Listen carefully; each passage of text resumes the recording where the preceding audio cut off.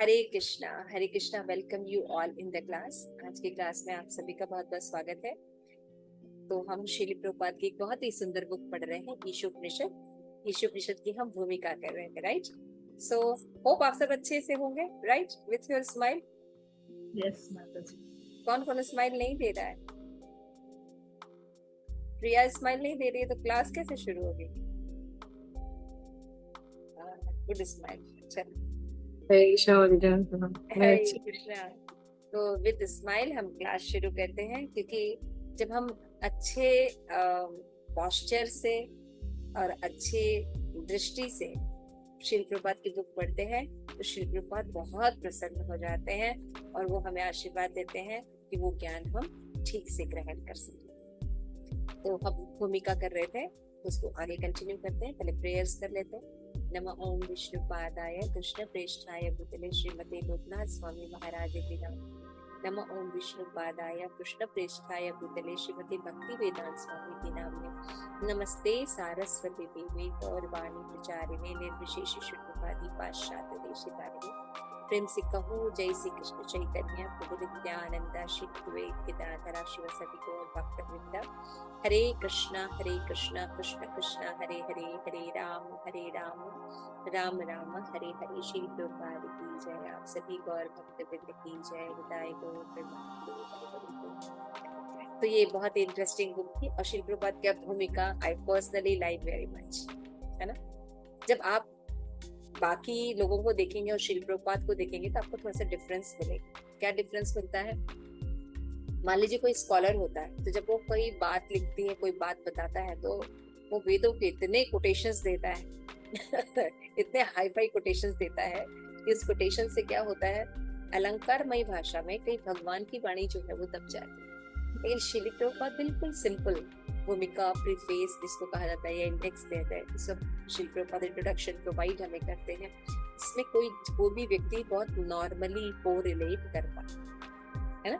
तो श्री प्रभुपाद की जो पूरी भूमिका ईशोपनिषद में है, हम देख रहे हैं कि श्री प्रभुपाद ने बहुत सी बातें ईशोपनिषद के शॉर्ट में बता दी। और कब श्री प्रभुपाद अपनी बातों से हमें ये सोचने पर मजबूर कर देते हैं कि कैसे वेद जो है वो ऑथेंटिक है, प्रयोग का विषय नहीं है, इसको केवल श्रद्धा के साथ एक्सेप्ट किया जाता है और हमें पूरा विश्वास होना चाहिए कि इसमें कोई भी मानवीय दोष नहीं होता, कोई भी किसी भी तरह का दोष नहीं पाया जाता, क्योंकि साक्षात परम पुरुषोत्तम भगवान के द्वारा प्राप्त होता है ये ज्ञान। और इसलिए सबके लिए सब समय सभी अवस्थाओं में ये क्या होता है, कल्याणकारी, है ना? सबके लिए कल्याणकारी। तो हमने इस सफर में भूमिका में हमने देखा, फिर हमने देखा था कि ज्ञान प्राप्त करने की दो पद्धतियां बताई गई हैं, आरोह और अवरोह, है ना? इसको बोलते हैं आगमनात्मिकता और निगमनात्मिकता। दो तरह की पद्धति बताई गई है ना। और हम किसी भी साक्ष्य को जानना है तो तीन प्रमाण, 3 एविडेंस होते हैं जिसके द्वारा हम कोई भी चीज को प्रूफ कर सकते हैं। या तो प्रत्यक्ष प्रमाण के द्वारा हम प्रूफ करेंगे, या तो हम अनुमान प्रमाण के द्वारा प्रूफ करेंगे, और या तो हम शब्द प्रमाण के द्वारा प्रूफ करेंगे। हम देखते हैं सब में सबसे ऑथेंटिक जो है शब्द प्रमाण। श्री प्रभुपाद ने इसको एस्टैब्लिश कर दिया और बताया कि मटेरियल नॉलेज 2 पद्धति से प्राप्त किया जाए, एक अपने द्वारा और एक होता है कि परंपरा से ज्ञान प्राप्त होता है। We can take it simple. जैसे टाइम, समय और सब चीज की कोई बचत होती है, क्योंकि वो सब महान आचार्यज हैं जिन्होंने हमें ये सब सारी चीजें प्रोवाइड की। आगे श्री प्रभुपाद कहते हैं कि जब ये बात स्वीकार कर दी जाती है कि जो वैदिक ज्ञान है, जो शब्द प्रमाण है, वो सबसे ज्यादा ऑथेंटिक है, तो ये जो कृष्ण भावना भावित आंदोलन है ये भी शब्द प्रमाण पर बेस्ड श्री प्रभुपाद ने तुरंत एस्टैब्लिश किया। तो पहले देखिए श्री प्रभुपाद क्या एस्टैब्लिश कर रहे हैं कि मानवीय जीवन की प्रॉब्लम क्या है, ऑथेंटिसिटी क्यों नहीं है इसको फुल्ली लेने की, और क्यों आध्यात्मिक जगत जो है वो पूरी तरह ऑथेंटिक है और श्रद्धा का विषय है, इसमें त्रुटियां नहीं। प्रभुपाद ने बहुत अच्छे से बिल्कुल तर्क सहित एक्सेप्ट किया है। कोई भी सिंपल मानसिकता का व्यक्ति अगर होगा, थोड़ा भी बुद्धिमान होगा, तो उसको एक्सेप्ट करेगा। बिल्कुल सही बोल रहे हैं प्रभुपाद। फिर शील प्रभुपाद एस्टैब्लिश करने के बाद कृष्ण कॉन्शियसनेस को बताया। क्या बता रहे कि भगवत गीता में कृष्ण कहते हैं कि वैदिक ज्ञान शोध का विषय नहीं है, और लेकिन अगर शोध करना ही है तो वैदिक शोध का वास्तविक उद्देश्य कृष्ण को खोजना चाहिए। समझ में? तो अगर आप अपने प्रायोगिक विधि से कोई चीज सोचेंगे तो वो कुछ नहीं प्राप्त होगा, क्योंकि वेद बहुत बड़ा है, विस्तृत, उसको प्राप्त नहीं कर सकता। और लेकिन अगर वेदों के ज्ञान से अगर कुछ खोजना ही है तो आप ये खोजिए कि कृष्ण कौन क्या है। तो ब्रह्म संहिता में भी कहा गया कि कृष्ण गोविंद के अनगिनत रूप हैं, लेकिन वे सब एक हैं। वे हमारे रूप जैसे नहीं है, ये विनाशशील, जो विनाशशील है। उनका स्वरूप अच्युत है और मेरे स्वरूप का प्रारंभ है, लेकिन उनके स्वरूप का आदि और अंत नहीं होता। वो अनंत है, उनका रूप उनके अनेक रूप में अनंत है। यहाँ पे शील प्रभुपाद डिफरेंस बता रहे। क्यों सभी वेदों का सार कृष्ण को जानना? क्यों? क्योंकि कृष्ण जो है वो आश्रय तत्व है ना। हम कोई ना कोई आश्रय लेते हैं ना अपनी लाइफ में, तो भी कोई हम सपोर्ट लेते हैं कि ये हमें हेल्प करेंगे, ये हमें इन परिस्थितियों में हेल्प करेंगे। अलग अलग सपोर्ट सिस्टम हम लेते हैं, आश्रय तत्व लेते हैं। लेकिन हमारे वैदिक ज्ञान बताते हैं कि अगर आश्रय लेना है तो ब्रजेंद्र नंदन कृष्ण का आश्रय लीजिए, क्योंकि ये हर तरह से एलिजिबल है हमें सपोर्ट देने की, हर तरह का आश्रय देने की सक्षम है वक्त। तो यहाँ पे तुलनात्मक अध्ययन बताया गया कि मानवीय सपोर्ट में प्रॉब्लम क्या होती है कि उसमें अशाश्वतता रहती है ना। उसका प्रारंभ होता है और अंत होता है, ये सब त्रुटियां रहती हैं। लेकिन भगवान अनंत होते हैं, है ना, और लिमिटेड भी होता है ना। लेकिन भगवान जो होते हैं उनका रूप हो या स्वरूप हो वो अनलिमिटेड होता है, अनेक होता है, अनंत होता है, और भगवान को कोई आदि और अंत नहीं होता है ना। इसलिए आप वहां बैठे हैं अपने घर में नहीं, लेकिन कृष्ण एक ही समय प्रत्येक स्थान पर रह सकते हैं।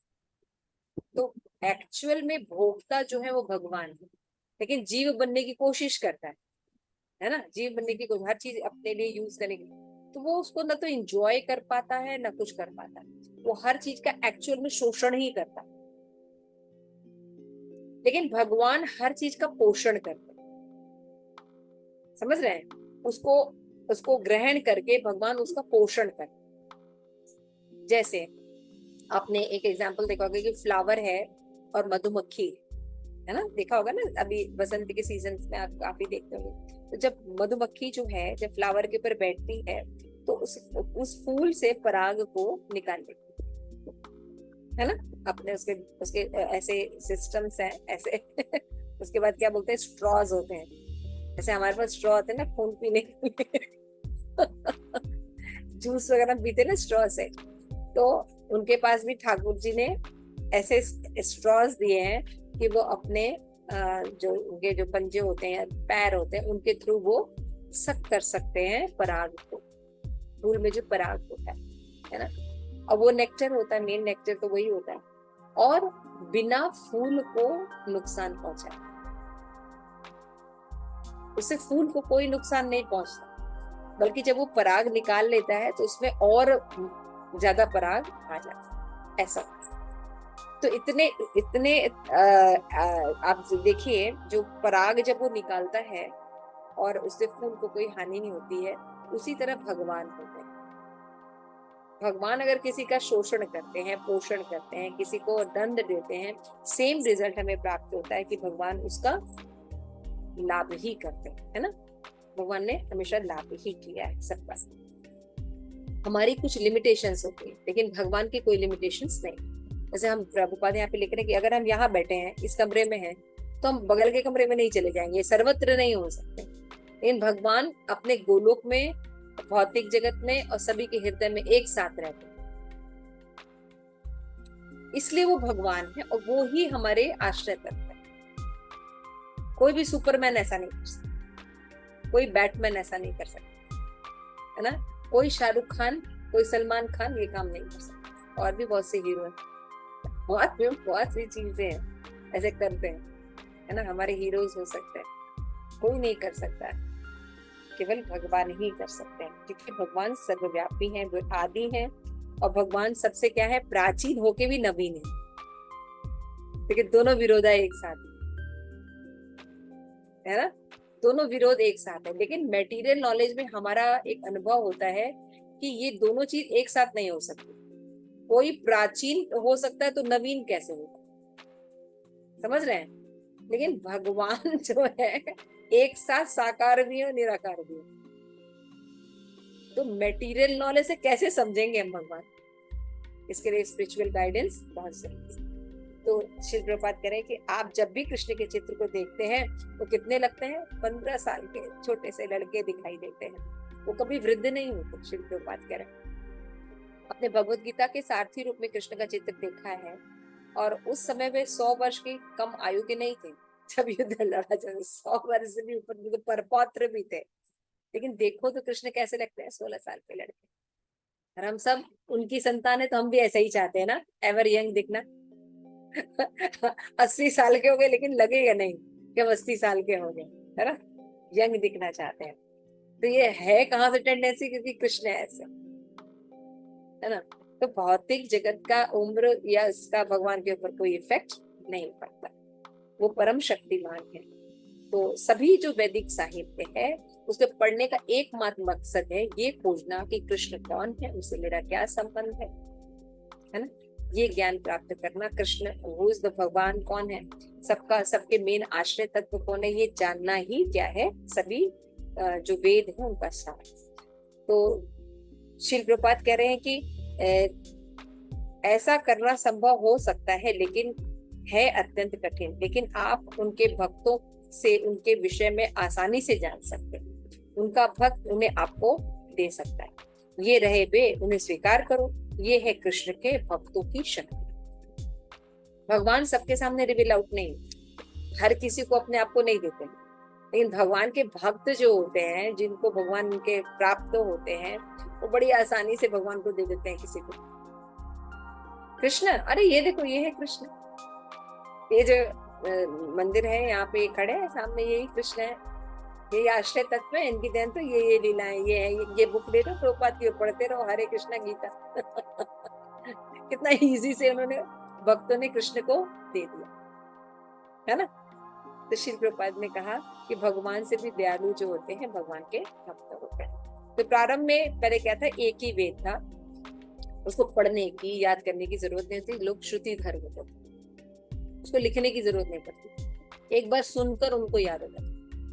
लेकिन कलयुग आने पर जो हमारे आचार्य हैं, व्यास हैं, उनको पता था कि क्या था कि लोग अब श्रुतिधर तो रहेंगे नहीं, और बहुत ही ज्यादा पथभ्रष्ट रहेंगे, मंद बुद्धि रहेंगे।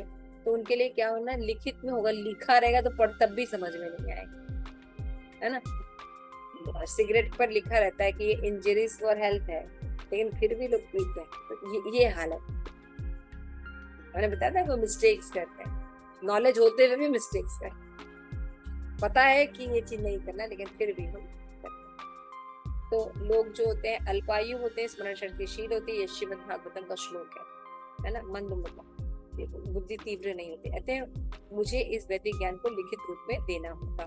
तो उन्होंने क्या किया, व्यासदेव ने पूरे ज्ञान को, वेद के ज्ञान को 4 भागों में विभाजित किया, ऋग्वेद, यजुर्वेद, सामवेद और यजुर्वेद। जब उन्होंने वेदों का कार्यभार अपने विभिन्न शिष्यों को सौंपा, अलग अलग जो वेद थे उनको अलग अलग शिष्यों को सौंप दिया, दिस इज वेरी इंपॉर्टेंट। और जब उन्होंने मनुष्य की अल्प श्रेणी यानी स्त्री, शूद्र, द्विज बंधु का ध्यान आया, तो उन्होंने स्त्री जाति, शूद्र जाति, द्विज बंधु में विचार है। तब प्रश्न तो भाई स्त्री तो समझ में आ रहा है, शूद्र भी समझ रहा है, लेकिन द्विज बंधु क्या होता है, पता है आप लोगों को द्विज बंधु क्या होता है? जो उच्च कुल में जन्म लेते हैं लेकिन फिर भी उच्च कुल की मर्यादा को पालन नहीं करते। जैसे ब्राह्मण कुल में जन्म होते हैं लेकिन काम जो होते हैं शूद्र के करते हैं, जैसे मीट खाना, शराब पीना, कुत्ते पालना, है ना, ये सब क्या है, शूद्र जाति के कारण। तो द्विज है, ब्राह्मण है, द्विज बंधु है ना। उच्च कुल में जन्म होता है लेकिन उनके कार्य क्या होते हैं, निम्न होता है। ये बहुत इंपॉर्टेंट है। ये द्विज बंधु शब्द हमेशा याद रखेगा, सब जगह आएगा। तो द्विज बंधु का मतलब होता है कि उनके लक्षण जो होते हैं, उनके जो चरित्र होते हैं वो उच्च गुण से मैच नहीं करते। समझ में? सिंपल भाषा में श्री प्रभुपाद देखें यहाँ पे जो लिखते हैं वो पढ़ देती हूँ कि ब्राह्मण परिवार में उत्पन्न मनुष्य को यदि ब्राह्मण के रूप में योग्यता नहीं होती तो वो द्विज बंधु कहलाते हैं। ये बहुत इंपॉर्टेंट लाइन है, द्विज बंधु कौन होता है। तथा 18 पुराणों का ऐसे लोगों के लिए उन्होंने क्या किया, इतिहास लिखा। महाभारत 18 पुराण से करते। देखिए जिसकी कम बुद्धि होती है, अगर आप उसको स्टोरी सुनाए तो उसको सब कुछ क्लियर रहता है और साथ में शिक्षा भी मिल जाती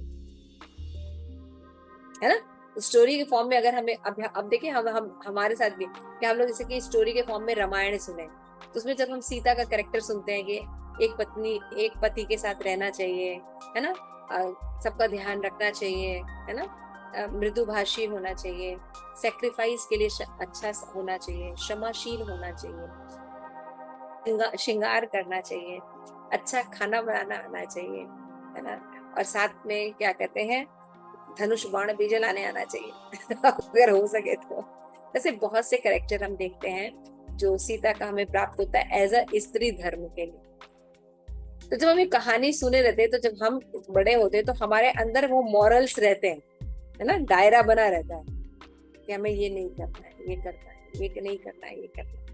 तो जो स्टोरीज के फॉर्म में अगर सिद्धांत प्रेजेंट किए जाते हैं तो ये वर्क कैसे करते हैं, साइकोलॉजी में बताएगा कि when you here the story, on that time you are very absorbed in that story because it's find very interesting. It's very interesting and we very happily listen and very attentively listen these stories. What will happen when we something very relishing and taking everything, what will happen in our subtle mind, they all are क्या बोलते हैं, stored. Though you are not aware, but in your subtle mind, everything is stored.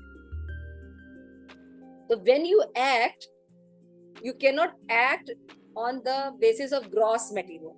You can act on the subtle system. Understood the point? That's why the mind is very important. हम स्थूल शरीर से, स्थूल जो शरीर है उससे work नहीं करते, हम सूक्ष्म शरीर के हिसाब से स्थूल शरीर पर वर्क करते हैं। मन जैसा करता है आंख वहां देखता है। आंख अब जड़ है, समझ रहे हैं, स्थूल शरीर जड़ है, उसको जैसा मन इंस्ट्रक्शन देता है वैसा वो करता है। समझ में आया? जबकि हमको क्या समझाया जाता है कि ये स्थूल शरीर सब कुछ, तो हम यहाँ पे कंट्रोल करने की कोशिश करते हैं, है ना, सांस के द्वारा, प्राणायाम के द्वारा, व्रत के द्वारा, ये संकल्प करके खाना पे टॉर्चर देते हैं अपने जीवन को। आप देखिए भक्ति के नाम पे कितना टॉर्चर, लोग हंटर से मारते हैं, पूरा बदन लहूलुहान कर देते हैं, नीलो चलते हैं नंगे पैर, भूखे रहते हैं, है ना, वो आग पर चलते हैं, कितना कठिन तपस्या करते हैं। भगवान कहते हैं ऐसी कठिन तपस्या करने का संस्कृति कहीं नहीं की गई है, और ये अपने साथ साथ मैं उनके हृदय में रहता हूँ, मुझे भी टॉर्चर करते हैं मुझे भी अपने साथ साथ टॉर्चर करते हैं, है ना। तो ये सब चीजें हमें पता ही नहीं। तो उच्च कुल में जन्म लेके हम कार्य जो है तमोगुणी करते हैं, तो इसको द्विज बंधु, समझ में आ गया? इसको क्या कहते हैं? द्विज बंधु। फिर जो ये द्विज बंधु होते हैं, स्त्री होते हैं, शूद्र होते हैं, इनकी बुद्धि बहुत बड़ी नहीं होती कि उपनिषद जैसे चीजों को समझ सके, तो इनके लिए उन्होंने इतिहास लिखा और वो लिखा, पुराण लिखा, जिसमें कि स्टोरी फॉर्म में चीज, मैंने बताया स्टोरी फॉर्म की चीजें जो है इट इज वेरी इंपॉर्टेंट कि वो हमारे सेटल माइंड में चले। जैसे हम लोग, जैसे आपको पता है कि हम पेरेंटिंग की काउंसलिंग की सेवा होती है मेरी इस्कॉन में, तो हम नॉर्मल जो गृहस्थ रहते पूछे माता जी अगर शॉर्ट में, अगर सिंपल में बताइए तो क्या ऐसा रूल फॉलो करे कि हम श्री प्रभुपाद के मूवमेंट से भी जुड़े रहें और हमारे बच्चे भी ट्रेन हो जाए। तो हमको तो 2 काम करिए बस, गृहस्थ जीवन की 2 ही तपस्या है, प्रसाद ग्रहण करना और इनको स्टोरी सुनाना। आप ये 2 काम कीजिए, शुद्ध भक्त बन जाएंगे।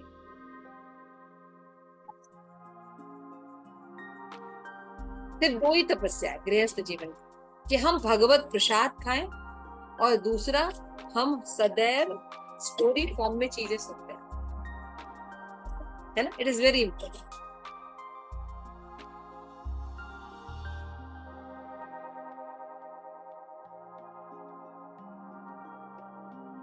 हमें चलेगा, स्कूल जाएगा शिक्षा। हरे कृष्णा।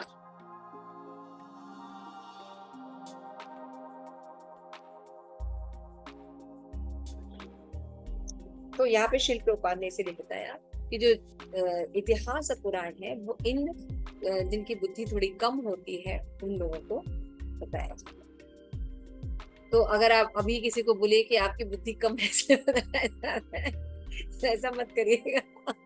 ये समझने के लिए बताया गया है, शास्त्र में ऐसा बताया गया है कि ये जो द्विजबंधु होते हैं, स्त्री होते हैं और शूद्र होते हैं, ये कम बुद्धि के होते हैं। अभी आप बोल देंगे तो स्त्रियां झंडा लेके खड़ी हो जाएंगी कि माता जी आपने हमें शूद्र कहा, आपने हमें अल्प बुद्धि कह दिया। तो अल्प बुद्धि का मतलब होता है कि मतलब हायर नॉलेज को थोड़ा ठीक से कंसीव न कर पाए। तो यहाँ पे शिल प्रभुपाद ने लिखते हैं कि चारों वेद अनेक उपनिषद हैं, ये सब वैदिक साइड के अंश हैं।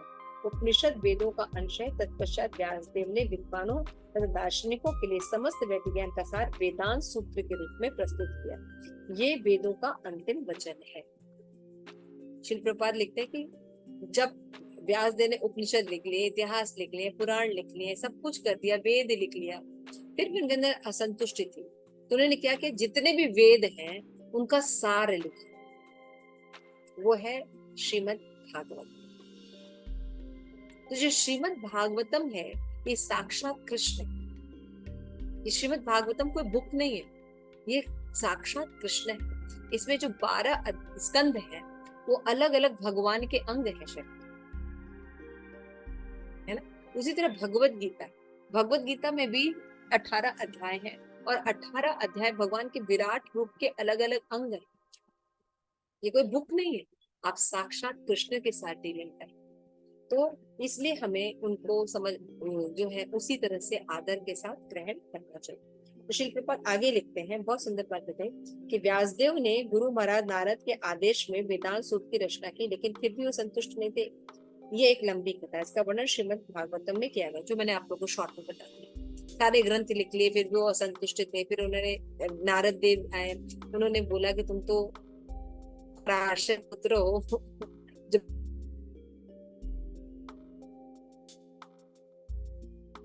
हरे कृष्ण माता जी, आपकी आवाज नहीं आ रही।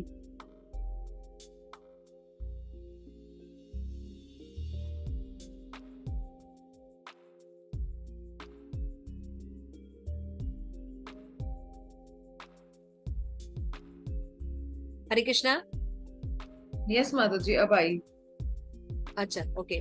बाकी सबको आ रही, सिर्फ आपको नहीं आ रही। देखो कोई आपके सिस्टम। तो मैं ये कह रही थी, तो व्यास देव जी ने क्या किया, नारद मुनि आए और उन्होंने बताया कि तुमने भगवान का शुद्ध भक्ति का वर्णन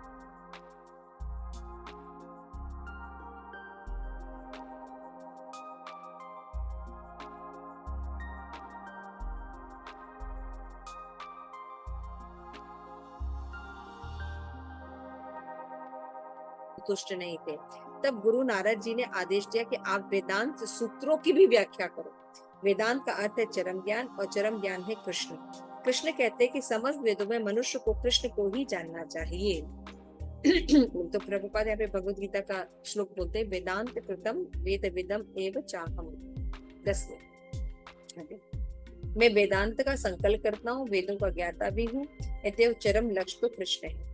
वेदांत दर्शन के समस्त वैष्णव भाष्यों में इसकी व्याख्या की गई।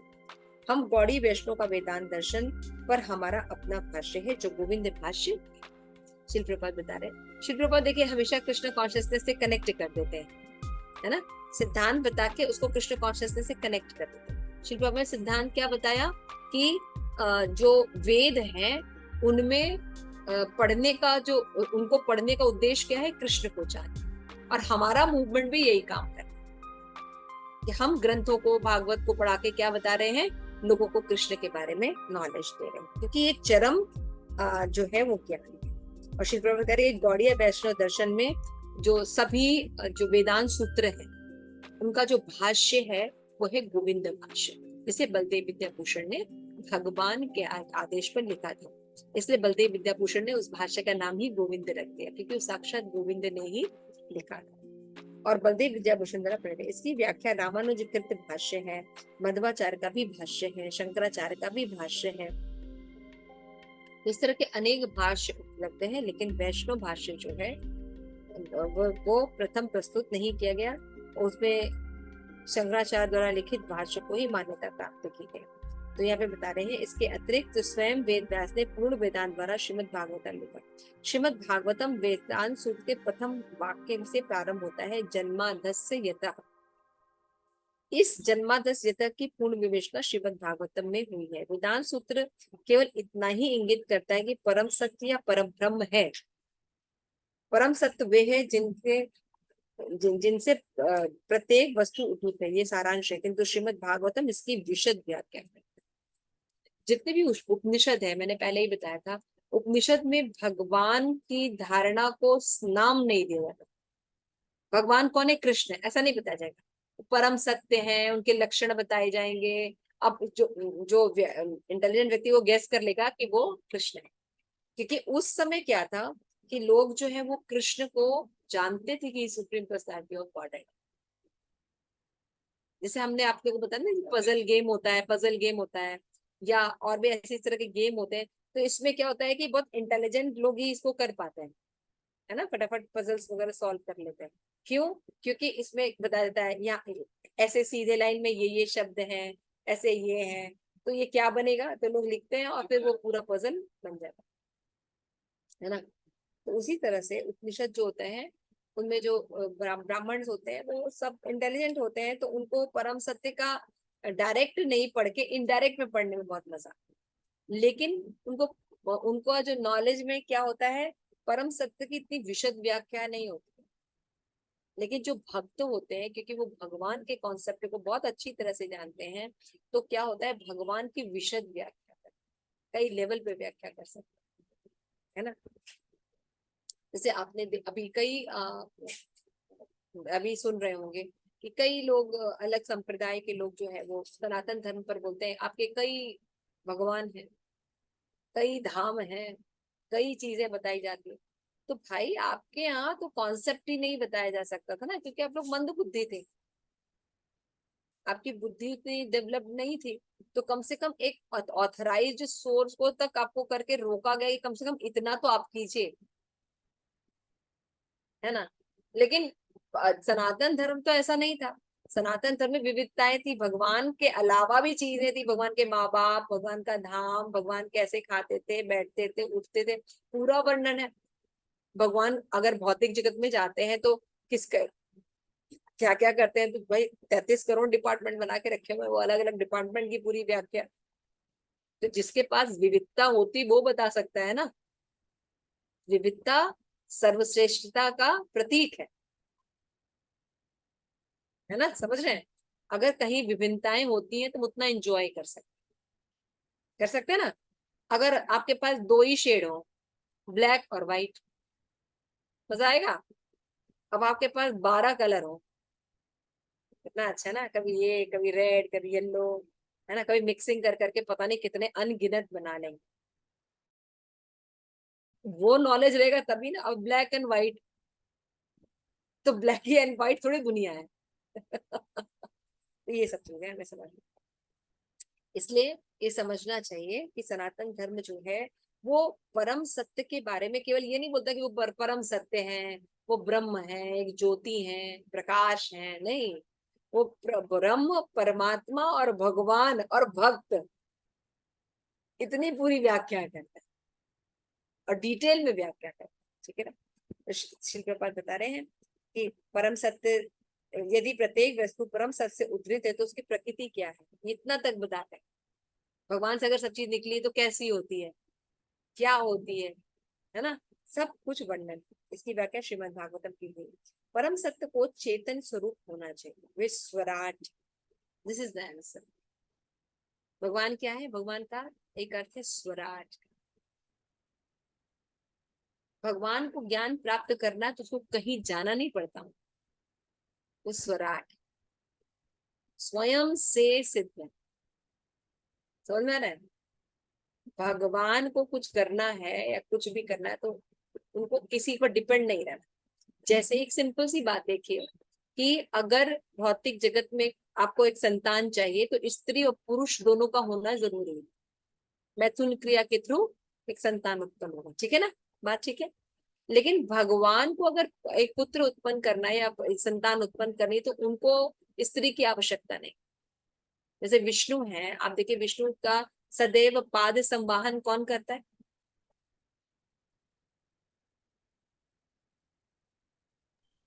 लक्ष्मी जी। लक्ष्मी जी। विष्णु लक्ष्मी जी पैर दबाती है ना, पास में ही रहती है। कितने पास होते हैं? बिल्कुल पास में होते हैं। लेकिन जब उन्होंने क्रिएशन किया, ब्रह्मा को उत्पन्न किया, तो उन्होंने लक्ष्मी जी को नहीं बुलाया, अपनी नाभि से प्रकट कर दिया ब्रह्मा। इसको कहते हैं स्वराट। तो जैसे भगवान है वैसे उनकी भक्ति है। इसीलिए भक्ति भी कर्म ज्ञान या योग पर डिपेंड नहीं करती, भक्ति स्वयं में सिद्ध। जैसे आप कहीं पर जाएंगे, मान लीजिए आपको हलवा खाना है ना, गर्मा गर्म हलवा मिल रहा है तो वो दे रहा है, तो आपके पास दोना भी तो होना चाहिए, नहीं तो हाथ ही जल जाएगा। ठीक है ना? ऐसा ही है ना? तो आपके पास दोना होना चाहिए क्योंकि वो तो हलवा दे रहा है ना। लेकिन अगर आप कृष्णा कॉन्शियसनेस है, आप भक्त हैं, तो क्या होगा? आपको दोना भी मिलेगा, खाना भी मिलेगा, बैठा के भी देंगे, एसी भी चला देंगे। ऐसे ही खाते हैं ना इस्कॉन में। अपना कुछ लेके जाते हैं क्या? हाँ प्रिया, कुछ लेके जाती हो क्या? नहीं माता जी। सब मिलता है ना? तो क्यों मिलता है? क्योंकि स्वराट है भगवान और भक्ति भी स्वराट। ठीक है? ये सब चीजें समझना बहुत जरूरी है। ये मैं इसलिए आप लोग को एम्फेसाइज कर करके बता रही हूँ क्योंकि पॉइंट्स अगर क्लियर रहेंगे तो ये सिद्धांत के बेस पर आप कभी भी परसेप्शन भगवान का गलत नहीं करें। अभी आपको जैसे इतनी बातें परम सत्य के बारे में पता चल गई, अभी आपसे कोई पूछता है कि भाई भगवान जो है वो ये कहते हैं कि 16,000 उनकी रानियां है भैया, कभी इसके साथ कभी उसके साथ कभी उसके साथ। अच्छा, वो करे तो बड़ा अच्छा और हम करे तो कैरेक्टर ढीला। हमें बोलेंगे कि ऐसा मत करो, तो अब आप एक्सप्लेन कर सकते हैं ना। क्योंकि भगवान जब करते हैं तब भी वो पवित्र बने रहते हैं, उनमें पवित्रता रहती है ना। क्योंकि भगवान पोषण करते हैं, शोषण नहीं करते। और भगवान भोग सकते हैं क्योंकि वो भगवान है ना, और सारे जीव उनके अंश है ना। लेकिन अगर जीव जो है वो अंश है, वो दूसरे अंश को क्या सुख दे सकता? केवल शोषण करता है ना। जीव केवल शोषण करता है, वो चाहे भी तो किसी का पोषण नहीं कर सकता जब तक भगवान उसको प्रोवाइड ना करे। तो ये सब चीजें बहुत जानना जरूरी है। इसलिए जीव और भगवान में अंतर है भी और अंतर नहीं भी, ये हमेशा ध्यान रखना चाहिए सब सिद्धांत। तो शिल प्रपात यहाँ पे बता दिए। ये जो श्लोक है मैं आपको इसलिए बता रही हूँ कि अगर आप श्रीमद् भागवतम का फर्स्ट श्लोका जब पढ़ेंगे ना तो ये सिद्धांत आपको काम आएंगे। वहां पे हमने किया हुआ है और प्योर एसोसिएशन में लिंक भी है श्रीमद् भागवतम का, तो आप पढ़ सकते हैं। हमने लगभग फर्स्ट चैप्टर काफी हद तक कंप्लीट कर दिया था, है ना। तो उसमें हमने ये जो 3 श्लोक है भागवतम श्रीमद् भागवतम के, वो बहुत इंपॉर्टेंट है और ये तीनों श्लोक की अच्छी व्याख्या देखिए।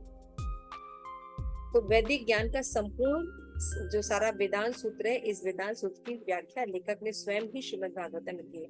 अतः हमारा निवेदन है कि शिल प्रपात हमसे क्या चाहते हैं। शिल प्रपात लिख रहे हैं अंत में कि हमारा निवेदन है कि जो लोग वास्तव में वैदिक ज्ञान की व्याख्या समझना चाहते हैं उसे श्रीमद् भागवतम और भगवत गीता के द्वारा इसको समझना चाहिए। यहाँ प्रभुपाद बार बार श्रीमद् भागवतम और भगवत गीता को रिपीटली लेके आ रहे हैं उपनिषद में, ये सिद्ध करने के लिए कि श्रीमद् भागवतम और भगवत गीता जो है वो दिव्य ट्रांसेंडेंटल नॉलेज सीधे भगवान के द्वारा करना है ना। इसलिए ये सभी उपनिषदों के सार। अनकॉन्शियसली शिल प्रभुपाद हमें ये सब फीड कर रहे हैं। अब देख रहे हैं शिल प्रभुपाद कितने इंटेलिजेंट, हमने सारा पूरा पृष्ठभूमि तैयार कर दी। पहले क्या एस्टेब्लिश किया कि जीव में दोष होते हैं, बड़े आराम से एस्टेब्लिश कर दिया। फिर दूसरा आ गया कि भगवान में कोई दोष नहीं होता, ये भी एस्टेब्लिश किया तर्क के आधार। फिर श्री प्रभुपाद वेद पर आ गए, वेद के बाद श्री प्रभुपाद आ गए प्रमाण पर आ गए, प्रमाण के बाद शब्द प्रमाण पर आ गए, शब्द प्रमाण को ऑथेंटिक बताकर बोला इसी पर मेरा भी मिशन बेस्ड है। ये कितना सुंदर बिजनेसमैन है शिल्प होता है, जो कि हम जो ये काम कर रहे हैं ये भी उसी पर बेस्ड है, यानी उतना ही ऑथेंटिक है। फिर इसके बाद उन्होंने कृष्ण के बारे में बता दिया, फिर उन्होंने बताया कि ये ज्ञान जो है भगवद गीता श्रीमद् भागवतम में ज्यादा डिटेल में दिया गया। जिस व्यक्ति के अंदर ये सीक्वेंस अगर एस्टैब्लिश हो गया, श्रद्धा एस्टैब्लिश हो गई, अब वो भगवत भक्ति करने के लिए तैयार, क्योंकि श्रद्धा शास्त्रीय होनी चाहिए, अंधश्रद्धा नहीं होनी चाहिए, है ना। हम भौतिक जगत में देखते हैं तो कैसे देखते हैं, आंख से, लेकिन भागवत जो भक्ति है वो कहाँ से होती है, श्रुति एक क्षण, श्रुति के द्वारा, कान के द्वारा देखा जाए। हमने बोला था ना, एक इंद्रिय दूसरी इंद्रिय का कार्य करती है भगवान की, है ना। उसी तरह भगवान के कान देख सकते हैं, उसी तरह उनकी भागवत कान से देखी जाती है। तो इसीलिए हियरिंग इज वेरी इंपॉर्टेंट, सुनना बहुत इंपॉर्टेंट। किससे सुन रहे हैं, क्या सुन रहे हैं और कैसे सुन रहे हैं। कपिल मुनि ने बताया श्रवण भी कई प्रकार के, सतोगुणी तमोगुणी रजोगुणी, है ना। फिर इसमें भी डिफरेंट डिफरेंट शेड्स होते हैं, इसलिए 81 प्रकार के श्रवण हो जाते हैं। भक्ति बहुत इलैबोरेट है, बहुत इलैबोरेट। तो सिंपल समझने के लिए इतना है भूमिका में। किसी का कोई प्रश्न है तो पूछ सकते हैं, या कोई डाउट है।